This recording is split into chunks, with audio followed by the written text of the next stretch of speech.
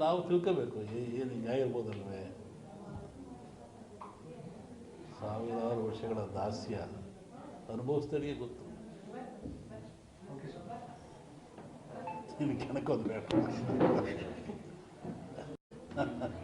ಪ್ರತಿ ವರ್ಷ ನಮ್ಮ ಸಂಜೀವರ ಮನೆಯಲ್ಲಿ ಈ ಶ್ರಾವಣ ದೇವ ದಿವಸ ಪೂಜೆ ಮಾಡಿಸ್ತಾರೆ. ಇದು ಪದ್ಧತಿ, ಅವ್ರಿಗೂ ನಮಗೂ ಒಂದು ಪದ್ಧತಿ. ಗದಿಗ ನಮ್ಮ ಸಂಕೇಶ್ವರ ಒಂದು ವರ್ಷಕ್ಕೊಂದ್ಸತಿ ಕರೆಸ್ತಾರೆ. ಹೋದವರಲ್ಲಿ ಬಂದಿದ್ದೆ ರಾಜ್ಯದಲ್ಲಿ ಮಳೆ ಇಲ್ಲ, ಸಂಪೂರ್ಣವಾಗಿ ಮಳೆ ಕಡಿಮೆ ಆಗಿದೆ. ಮನುಷ್ಯ ಎಷ್ಟು ತಪ್ಪು ಮಾಡಿದರು ಆ ಭಗವಂತ ಕ್ಷಮಿಸ್ತಾನಂತೆ. ಮನುಷ್ಯ, ಪ್ರಾಣಿ, ಭೂಮಿ ಏನು ಮಾಡಿದ್ರು ಸೃಷ್ಟಿಕರ್ತ ಅವನೇ ಅಲ್ಲದೆ ಅವನು ಕ್ಷಮಿಸ್ತಾನಂತೆ. ಆದರೆ ಮನುಷ್ಯ ಮಾಡಿದ ಕರ್ಮಗಳು ಅವನು ಕ್ಷಮಿಸಲ್ವಂತೆ. ಭಗವಂತ ಕ್ಷಮಿಸಿದರೂ ಮನುಷ್ಯ ತಾನು ಮಾಡಿದ ಕರ್ಮಗಳನ್ನು ಅವೇ ಕ್ಷಮಿಸಲ್ಲ. ಹಾಗಾಗಿ ಮನುಷ್ಯನ ಕರ್ಮಬಾಧೆಗಳು ಹೆಚ್ಚಾದಾಗ ಇವೆಲ್ಲ ಸಾಮೂಹಿಕವಾಗಿ ಅನುಭವಿಸಲೇಬೇಕಾಗ್ತದೆ. ಹಾಗೆ ಮಳೆ, ಬೆಳೆ, ಭೂಕಂಪಗಳು, ಅರ್ಥಕ್ವಿಕ್ಗಳು ಅಥವಾ ನಡೀತಾ ಇರ್ತವೆ. ಏನೂ ಆಗಲ್ಲ, ಬರುತ್ತೆ. ತಮಾಷೆ ಅಂತ ಬರುತ್ತೆ, ಮಳೆ ಏನು ತೊಂದರೆ ಇಲ್ಲ. ಈ ಬಾರಿ ಏನಾದರೂ ಇದೇ ಪರಿಸ್ಥಿತಿ ಮುಂದುವರಿಯುತ್ತೆ? ಇಲ್ಲ, ಚೆನ್ನಾಗಿ ತೊಂದರೆ ಏನಾಗಲ್ಲ. ಬರಗಾಲ ಛಾಯೆ ಇರ್ಬೋದು, ಅನುಕೂಲ ಆಗುತ್ತೆ. ಆ ಥರ ಹೇಳ್ಕೊಂಡು ಮಟ್ಟಕ್ಕೆ ಏನಿಲ್ಲ, ಚೆನ್ನಾಗಾಗುತ್ತೆ. ಮೊನ್ನೆ ವಸತಿ ಹೇಳಿದ್ವಲ್ಲ, ಬೆಳಗಾವಿನಲ್ಲಿ ಶ್ರಾವಣ ಮಧ್ಯಭಾಗದಲ್ಲಿ ಮಳೆ ಬರ್ತಾರೆ. ನೀವು ಉತ್ತರ ಕರ್ನಾಟಕದಲ್ಲಿ ಆಯಿತು, ಎಲ್ಲ ಕಡೆಗೆ ಆಯ್ತಲ್ಲ. ಈಗ ಅಮಾವಾಸ್ಯೆ ನಂತರ ಇಲ್ಲಿ ಬರುತ್ತೆ, ತೊಂದರೆ ಇಲ್ಲ.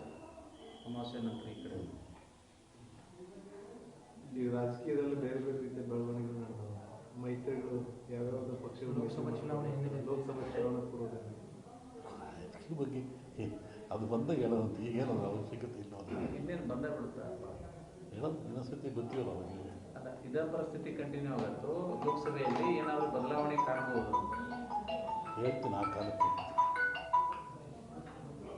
ಈಗ ಬಿಜೆಪಿಯವರು JDS ಅವರು ಹೊಂದಾಣಿಕೆ ಮಾಡ್ತಾರೆ.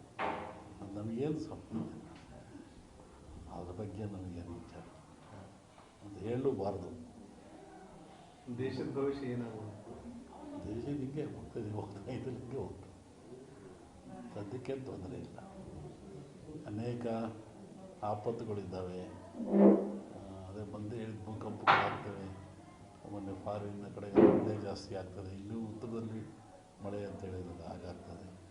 ದೊಡ್ಡ ದೊಡ್ಡ ನಗರಗಳಿಗೆ ಆಪತ್ತಿದೆ, ತೊಂದರೆಗಳಿದ್ದಾವೆ. ಭೂಕಂಪಗಳಾಗಂಥದ್ದು, ಹಾಹಾಕಾರಗಳಾಗ್ತದೆ. ರಾಜಕೀಯದ ಅಸ್ಥಿರತೆ ಉಂಟಾಗ್ತದೆ. ಅವಾಗಿರೋದೇ ಪ್ರಾಕೃತಿಕವಾಗಿ ದೋಷಗಳು ಇರ್ತದೆ. ರಾಜಕೀಯ ಅಸ್ಥಿರತೆ ಅಂದ್ರೆ ಅದನ್ನು ಸ್ವಲ್ಪ ಬಿಡಿಸಿ ಹೇಳಿದ್ರೆ ಹೆಂಗಿರುತ್ತೆ? ನೀವೇ ನೋಡುವಂತೆ ನಿಮಗೆ ಗೊತ್ತಾಗುತ್ತೆ. ಯಾವ ರೀತಿ ರಾಷ್ಟ್ರ ರಾಜಕೀಯದಲ್ಲಿ ಅಸ್ಥಿರತೆ ಉಂಟಂತ? ಎರಡರಲ್ಲೂ ಇದೆ. ರಾಜ್ಯ ಎರಡರಲ್ಲೂ ಅಸ್ಥಿರತೆ ಕಾಣುತ್ತೆ. ಎಲ್ಲ ಕಡೆ ಈ ಧರ್ಮದ ವಿಚಾರ ಸಾಕಷ್ಟು ಚರ್ಚೆಗೆ ಆಗ್ತದೆ. ಆದರೆ ಸನಾತನ ಧರ್ಮ ವಿಚಾರವಾಗಿ ಚರ್ಚೆ ಆಗ್ತದೆ. ಅವರವ್ರ ಧರ್ಮ ಅವ್ರಿಗೆ ದೊಡ್ಡದು. ಇದು ಭಾರತದಲ್ಲಿ ಸೆಕ್ಯುಲರಿಸಮ್, ಜಾತ್ಯತೀತವಾದ ಇದೆ. ಮತ್ತು ಅವರ ಧರ್ಮಕ್ಕೆ ನೋವಾದಾಗ ಅವರು ವ್ಯಕ್ತಪಡಿಸೋದು ಸಹಜ, ಅದು ತಪ್ಪೇನಲ್ಲ. ಅದರ ಬಗ್ಗೆ ನಾವು ಯಾವುದೇ ಪರ ವಿರೋಧ ಹೇಳುವಂಥದ್ದು ವಿಚಾರ ಅಲ್ಲ.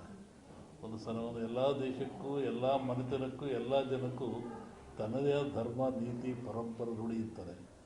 ಅದು ನೋವಾದಾಗ ಎಲ್ಲರಿಗೂ ನೋವಾಗ್ತದೆ. ಹಾಗೆ ರಾಷ್ಟ್ರಕ್ಕೂ ಒಂದು ಧರ್ಮ, ನೀತಿ ಇದೆ ಮತ್ತು ಎಲ್ಲ ಜನಾಂಗಕ್ಕೂ ಇದ್ದಾವೆ. ಅದನ್ನು ನಾವು ತಿರಸ್ಕರಿಸಬಾರ್ದು, ಹೆಚ್ಚಿನ ಪ್ರೋತ್ಸಾಹನೂ ಕೊಡಬಾರ್ದು. ಅದು ಹೆಂಗುದೇ ನಡ್ಕೊಂಡು ಹೋಗ್ತಾ ಇರ್ತದೆ.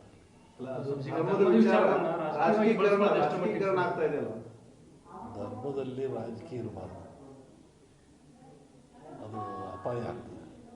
ಪ್ರಜಾಪ್ರಭುತ್ವಕ್ಕೆ ರಾಜಕೀಯಕ್ಕೆ ಅಪಾಯವಾಗ್ತದೆ. ರಾಜಕೀಯ ಬೆರೆಸಬಾರ್ದು. ಇಲ್ಲಪ್ಪ, ಈಗ ಧರ್ಮದ ಮೇಲೆ ನಾವು ಓಟ್ ಕೇಳಿ ಅಧಿಕಾರಕ್ಕೆ ಬಂದಂಥ ಪರಿಸ್ಥಿತಿ ಸೃಷ್ಟಿಯಾಗ್ಯದ ದೇಶದೊಳಗೆ. ಧರ್ಮಾಧಾರಿತ ರಾಜಕಾರಣ ನಡೆದು ಅದು ಅವರಿಗೆ ಸಂಬಂಧಪಟ್ಟದ್ದು.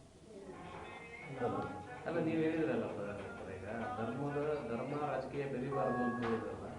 ಆದ್ರೆ ನಾವು ಒಂದು ಜನರ ನಡುವಲ್ಲ ದ್ವೇಷ ಬಿತ್ತಿ ಓಟು ಬೆಳ್ಕೊಳ್ಳುವಂಥ ಪರಿಸ್ಥಿತಿ ನಿರ್ಮಾಣ ಆಗ್ಯದ. ನೀರಿನಲ್ಲಿ ದೋಣಿ ಇರಬೇಕು, ದೋಣಿಲಿ ನೀರು ಇರಬೇಕು. ದೋಣಿ ಒಳಗೆ ನೀರಿದ್ರೆ ಏನಾಗ್ತದೆ? ಹುಡುಕ್ತಾನೆ, ನೀರಿನ ಮೇಲೆ ದೋಣಿದ್ರೆ ಹೋಗ್ತಾನೆ, ಹಾಗೆ ಒಂದಿನ ಲೈವ್ ಆಗ್ತಾನೆ.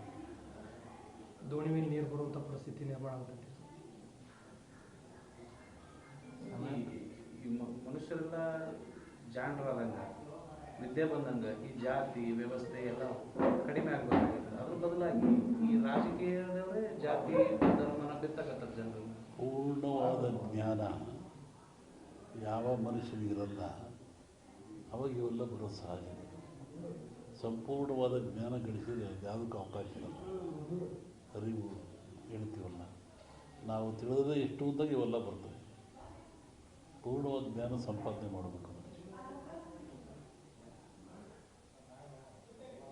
ಅರಿವಿನ ಕೊರತೆ.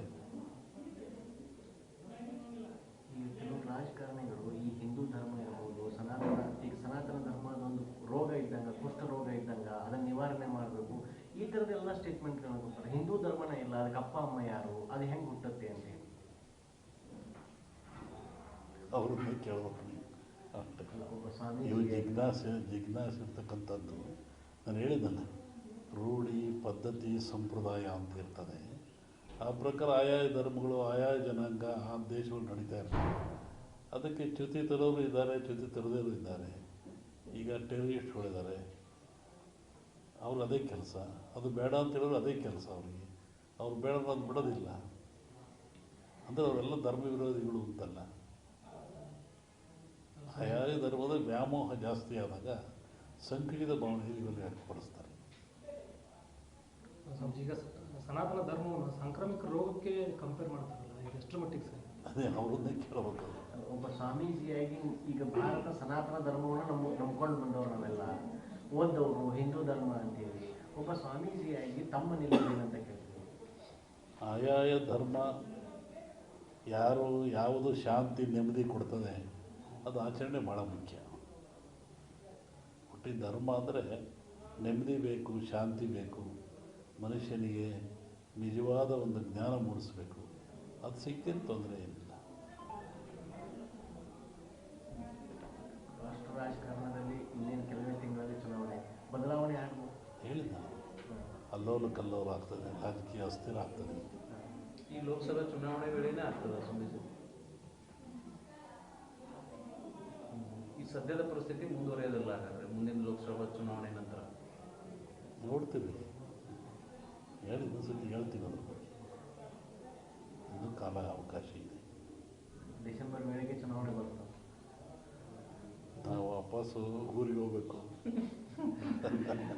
ಚುನಾವಣೆ ಪೂರ್ವದಲ್ಲಿ ಅಸ್ಥಿರತೆ ಯಾವ್ದಾರು ಹೇಳಿ ಅಪಾಯ ತಂದುಕೊಳ್ಳೋಕೆ ಇಷ್ಟಪಡಲ್ಲ ನಾನು. ಒಳ್ಳೇದಾಗಲಿಲ್ಲ. ಈಗ ರಾಜ್ಯದಲ್ಲಿ ಅಸ್ಥಿರತೆ ಉಂಟಾಗ್ತಾ ಇದೆ ಅಂತ ಮುನ್ಸೂಚನೆ ಕಾಣ್ತಿದೆ. ಅವರವ್ರ ಸರ್ಕಾರದ ವಿರುದ್ಧ ಅವರವರೇ ಲೆಟರ್ ಬರೆಯೋದು, ಕಮಿಷನ್ ಜಾಸ್ತಿ ಸಹಜವಾಗಿರೋದು.